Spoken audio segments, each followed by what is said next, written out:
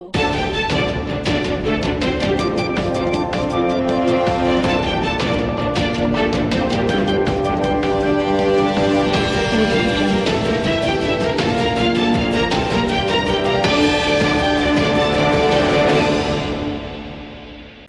શહેરના એક ટાવર બજાર પાસેની પારેખપોળમાં આવેલ શ્રી દ્વારકાધીશ પ્રભુજીની હવેલી ખાતે વૈષ્ણવો દ્વારા અધિક માસ દરમિયાન દરરોજ વિવિધ મનોરથોના દર્શનનું આયોજન કરવામાં આવ્યું છે, જે અધિક જેઠ સુદ એકમ તારીખ 17/5/2026 જેઠ વદ અમાસ તારીખ 15/6/2026 સુધી વિવિધ મનોરથોના દર્શન થશે, જેને દર્શન કરવા અને સેવાનો લાભ લેવા માટે શહેરના તમામ પ્રભુ ભક્તોના શ્રી દ્વારકાધીશ નિધિ ચેરિટેબલ ટ્રસ્ટ દ્વારા જણાવાયું છે।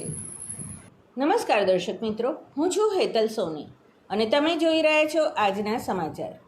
મહેસાણા જિલ્લાના વિસનગર શહેરમાં આવેલા ઐતિહાસિક પિંડારિયા સરોવર પાસેના શ્રી મહર્ષિ અરવિંદ આશ્રમ ખાતે આગામી તારીખ 15/6/2026 થી 21/6/2026 સુધી સાવિત્રી મહાકાવ્યની 7 દિવસની સપ્તાહનું ભવ્ય આયોજન કરવામાં આવ્યું છે, જેનો લાભ લેવા માટે ધર્મપ્રેમી લોકો અને શ્રી અરવિંદ કેન્દ્ર સાથે સંકળાયેલા સર્વ સાધકો સહિત સર્વેને આ સાવિત્રી મહાકાવ્ય દ્વારા પ્રવાહિત જ્ઞાન ગંગોત્રીમાં પાવન થવાનો અવસર પ્રાપ્ત થશે।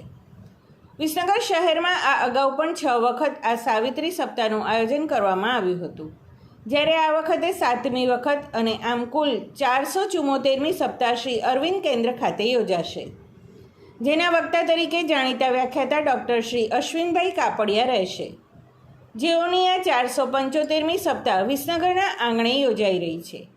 ડૉક્ટર શ્રી અશ્વિનભાઈ કાપડિયા સમસ્ત ભારત તથા યુરોપ અને અમેરિકામાં વર્ષોથી ગુજરાતી, હિન્દી અને અંગ્રેજી ભાષામાં શ્રી અરવિંદ રચિત સાવિત્રી મહાકાવ્યની 24,000 પંક્તિનું છે, તેમાં વર્ણવેલ અનેક રહસ્યોને વૈજ્ઞાનિક, મનોવૈજ્ઞાનિક અને વર્તમાન સમયના ઝડપથી બદલાતા સામાજિક સમીકરણો અને યુદ્ધગ્રસ્ત દેશોના વાતાવરણના પરિપ્રેક્ષ્યમાં વિષયને પ્રસ્તુત કરવાની અદ્ભુત શૈલીમાં આપણા બધા પ્રશ્નોના ઉત્તરનું નિરાકરણ મળી રહેશે।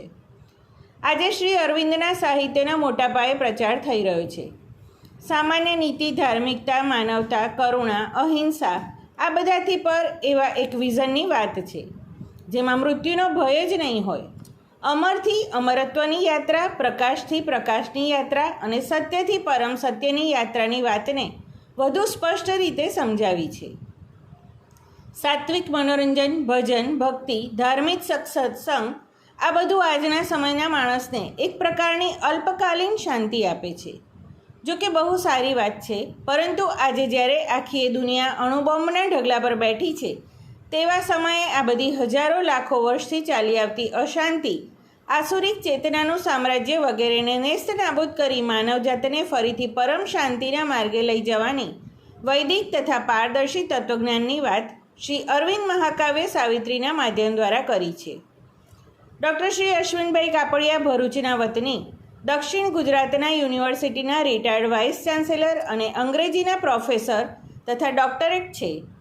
આખા વિશ્વમાં ભારતીય સંસ્કૃતિની ધરોહર, તત્વજ્ઞાન અને આપણા સંતો મહંતોની વાતો, વેદ, ઉપનિષદ વગેરેના આખા વિશ્વમાં પ્રચાર પ્રસાર કરી રહ્યા છે। આ અંગે વધુ માહિતી શ્રી કનુભાઈ પટેલ અને શ્રી વિરેન્દ્રભાઈ પંચાલે આપી હતી। છે બાબતે કોઈ માહિતી અહીંયા એકચ્યુઅલી તારીખ 15 જૂનથી 21 જૂનની વચ્ચે એક વીક માટે સાવિત્રી સપ્તાહનું આયોજન થઈ રહ્યું છે। વિશેષ બાબત તો એ છે કે ડૉક્ટર શ્રી અશ્વિનભાઈ કાપડિયા, જેઓની આ 474મી સાવિત્રી સપ્તાહ અહીંયા વિસનગરમાં થશે, અને બીજી વિશેષ વાત એ છે કે આ અગાઉ 6 સપ્તાહો થઈ ગઈ, આ 7મી સપ્તાહ છે, અને એમ કહેવાય છે કે ડૉક્ટર અશ્વિનભાઈ કાપડિયા સાહેબ આમ તો મૂળે સાઉથ ગુજરાત યુનિવર્સિટીના વાઇસ ચાન્સેલર અને સાવિત્રીના ખૂબ જ જૂના અભ્યાસુ છે। હિન્દુસ્તાનના બધા જ રાજ્યોમાં અને યુરોપ અને અમેરિકામાં પણ એમના રેગ્યુલર લેક્ચરો ચાલે છે। હવે આજના પરિમાણમાં જોઈએ ત્યારે તો સાહેબ સનાતન હિન્દુ ધર્મ અને દેવતુલ્ય ભારતીય સંસ્કૃતિની ધરોહરને જો જીવંત રાખી હોય તો આવા કથા, સત્સંગ, ભજન આવા બધા પરિમાણોએ આપણને પકડી રાખ્યા છે। આજે 1000 વર્ષથી મુસ્લિમો નું આક્રમણ સતત આ દેશ પર થતું રહ્યું સાહેબ. અને ઘણી બધી સંસ્કૃતિઓ ખલાસ થઈ ગઈ. યુનાન, મિસ્ર, રોમા બધું પતી ગયું. આ એક જ સંસ્કૃતિ એવી છે કે જેને 1000 વર્ષ સુધી મુસ્લિમોનો ત્રાસ સહન કર્યો. અને અત્યારની પ્રવૃત્તિમાં જ્યારે ક્રિશ્ચન મિશનરીઓ ધર્માંતરની પ્રવૃત્તિ કરે છે, એવા સમયની અંદર પણ આપણી સંસ્કૃતિ આજે ટકી રહી છે. આ બધાનો શ્રેય આપણી વ્યાસપીઠોને જાય છે. વ્યાસપીઠમાં એમ કહીએ કે સુખદેવજી મહારાજ, ડોંગરેજી મહારાજ અને વેદવ્યાસની આ પ્રણાલિકા હજુ પણ ચાલતી આવી છે. એ આ દેશનું સૌભાગ્ય છે. આજે તમે જુઓ મિત્રો, અત્યારના સમયમાં આખી દુનિયાની અંદર વોર ચાલી રહ્યું છે, પણ હિન્દુસ્તાનનો એક ટુકડો એવો છે જે ખૂબ શાંતિથી જીવી રહ્યું છે. અને આ વ્યાસપીઠની આ મહત્તા છે. પછી વ્યાસપીઠ ઉપર શ્રીમદ ભાગવત હોય, રામાયણ હોય કે મહાભારતનું કાવ્ય હોય, પરંતુ પ્રત્યેક વક્તાએ, પ્રત્યેક વ્યાખ્યાતાએ વ્યાસપીઠ પર બિરાજમાન સંતે કંઈક ને કંઈક પ્રજાને પીરસ્યું છે. એટલે જ આ દેશની અંદર સાહેબ સરહદો તો સૈનિકો દિવસ રાત ચોકી કરીને સરહદોની તો રક્ષા થાય છે, પરંતુ દેશની અંદર કોમવાદ, ભાષાવાદ, પ્રાંતવાદ, જુદા જુદા એટલા બધા વાદો ચાલે, નક્સલવાદ, અલગાવવાદ, આ બધાની અંદર પણ દેશ કેમ ટક્યો છે? તો એના મૂળની અંદર જેટલી સરહદોની સુરક્ષા સૈનિકો કરે છે, એટલી જ આંતરિક સરહદો એમાં આવા ફિલોસોફરો, ભક્તો, સંતો, આપણું સંસ્કૃતિ, આપણા તહેવારો, આપણી પરંપરા, આ બધાને જીવંત રાખવાનો એક પ્રગાઢ પુરુષાર્થ એટલે સાવિત્રી મહાકાવ્યની સપ્તાહ. આમ તો બધાનું એક સાવિત્રી મહાકાવ્યની સપ્તાહ એટલે સાહેબ મારી તમને બધાને એક વિનંતી છે કે તમે આવો 7 દિવસ સાંભળો તો તમને ખબર પડે. કારણ કે સાવિત્રી મહાકથાની માધ્યમ દ્વારા કાપડિયા સાહેબે પૂર્વ અને પશ્ચિમ બંનેની સંસ્કૃતિનું સાયુજ્ય કર્યું છે. પશ્ચિમમાં વાત કરીએ તો Socrates, Aristotle, Pluto, Alexander the great, આ બધા ઘણા બધા થઈ ગયા, જુલિયસ સીઝર. અને એની સામું એવા જ એના કરતાં પણ વિશેષ આપણા મહાન સંતો થઈ ગયા, એસ રામાનુજન, વીવી લક્ષ્મણ, કેવા બધા મોટા મોટા, ડૉક્ટર બોધાયન, જગદીશચંદ્ર બોઝ, આવા વૈજ્ઞાનિકો થઈ ગયા, પણ આજે એમનું કોઈ જગ્યાએ નામ નથી. તો એ સંસ્કૃતિને ઉજાગર કરવાનો એક પ્રગાઢ પુરુષાર્થ એટલે શ્રી માતાજી અને શ્રી અરવિંદ પંડિત સાવિત્રી મહાસપ્તાહ. સાવિત્રીની અંદર ઘણી બધી ફોર્મ્યુલા એવી છે. દાખલા તરીકે આપણે રોજ કથા, આપણે ભજન ગઈએ છીએ, અસત્યો માહિતી પ્રભુ પરમ સત્ય તું લઈ જા, ઊંડા અંધારેથી પ્રભુ પરમ તેજે તું લઈ જા, મહામૃત્યુમાંથી અમૃત સમીપે લે. એ જે છે એ વેદની જે કવિતા છે, વેદનું જે સ્લોગન છે, એને જ આધુનિક ભાષામાં એવું કહ્યું છે, સત્યથી મહાસત્ય તરફ લઈ જા, અમૃત્યુમાંથી મહામૃત સમયમાં તું લઈ જા, અને પ્રકાશમાંથી દિવ્ય પ્રકાશ તરફ લઈ જા. એટલે શ્રી અરવિંદે અને માતાજીએ પ્રતિપાદિત કર્યું છે કે મનુષ્ય જીવનમાં આજે આપણી હ્યુમન બોડી છે એને ટેવ પડી ગઈ છે. વાળને ધોળા થઈ અને ખરી પડવાની ટેવ છે, ફેસની કરચલીઓની ટેવ પડી ગઈ છે, શરીરને સૌથી ખરાબ ટેવ તો બીમાર પડી જવાની છે, અને એથી ખરાબ ટેવ મરવાની પડી ગઈ છે. આ બધી કુટુંબોમાંથી બોડીને કેવી રીતે બહાર લાવી, અને ઋષિમુનિઓ જે કહ્યું છે દીર્ઘાયુ 400 વર્ષ તો હ્યુમન બોડીનું સાહેબ લાઈફ છે આપણી, પરંતુ કાળક્રમે બધું લુપ્ત થઈ ગયું. ફરી પાછું એક નવસર્જનની એક જુવાળ આવ્યો છે. એમાં શ્રી અરવિંદનું વિઝન એવું કહે છે કે ભારત વિશ્વની મહાસત્તા બનશે અને આપણો સનાતન હિન્દુ ધર્મ ફરી પાછો વિશ્વમાં શિરમોર થશે. આવી ઘણી બધી વાતો છે. કેવળ વાતો નહીં, એના પરિમાણ સાથે એનો વૈજ્ઞાનિક, મનોવૈજ્ઞાનિક, આધુનિક અને અર્વાચીન બધી રીતે એનું એમને સમાધાન આપ્યું છે. બીજી વાત કરું તો આપણા નરસિંહ મહેતા, શકુબાઈ, ગંગા સતી, કબીર, તુલસી, નાનક, આ બધાની પણ વાતો અશ્વિનભાઈના કાપડિયામાં આવે છે. ખાલી આઇન્સ્ટાઈન, ન્યૂટન, પ્રીચ ઓફ કાપરા, આ બધા તો ખરા જ, પણ આ બધા એટલે પશ્ચિમના સંતો, પશ્ચિમના વૈજ્ઞાનિકો, પૂર્વના સંતો, પૂર્વના વૈજ્ઞાનિકો, પૂર્વના ભજનિકો, આ બધાને ભેગા કરી અને એક યુનિવર્સલ યોગ એમને સ્થાપિત કર્યું છે.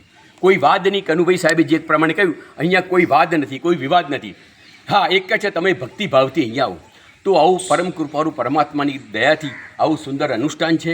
અને કનુભાઈ સાહેબ જેવા એને સિંચીને મોટું કર્યું છે. અમારા મોટાભાઈ મહેન્દ્રભાઈ એ પણ રેગ્યુલર આવે છે, અમારા રમેશભાઈ, આ બધા લોકો અહીંયા આવે છે.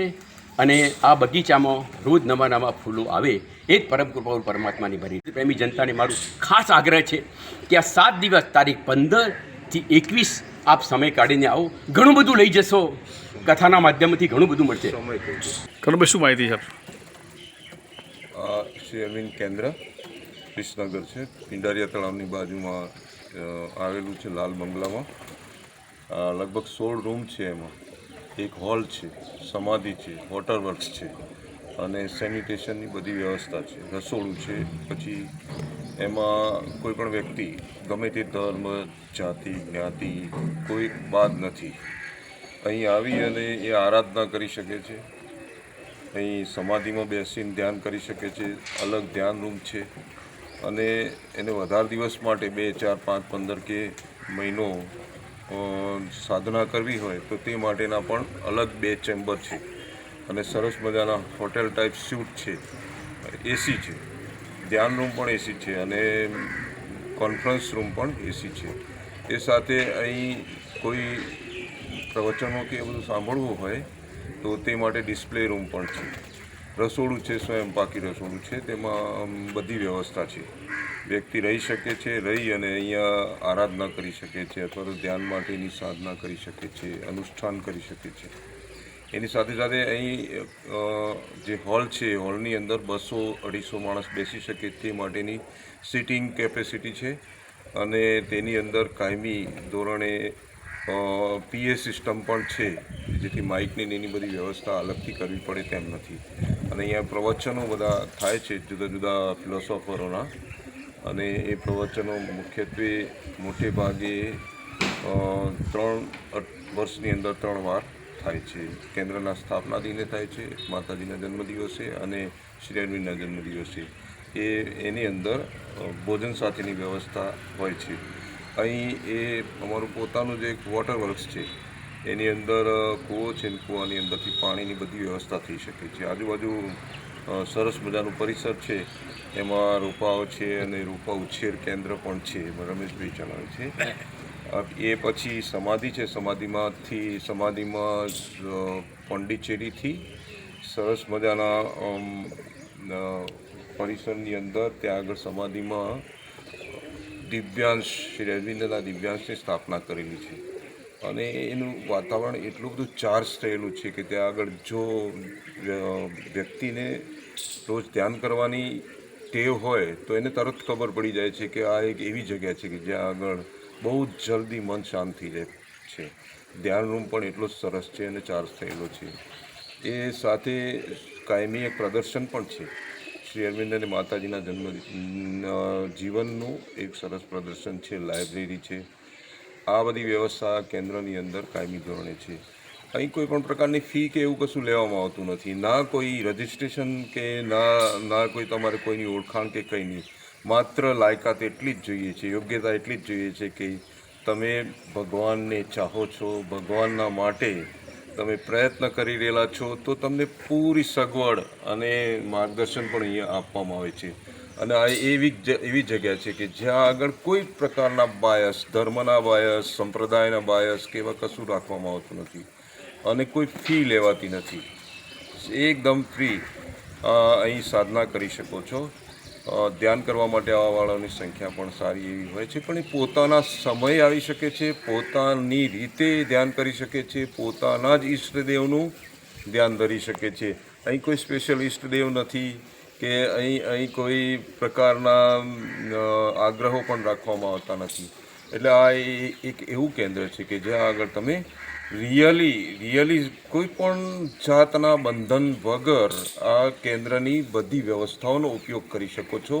મુખ્યત્વે ધ્યાન કરી શકો છો, સાધના કરી શકો છો, આરાધના કરી શકો છો, વાંચી શકો છો, ડિસ્પ્લે જોઈ અને પ્રવચનો સાંભળી શકો છો અને અહીંના જે ખાસ દિવસોએ થતા ફિલોસોફરોના પ્રવચનો સાંભળી શકો છો, કાર્યક્રમોમાં ભાગ લઈ શકો છો.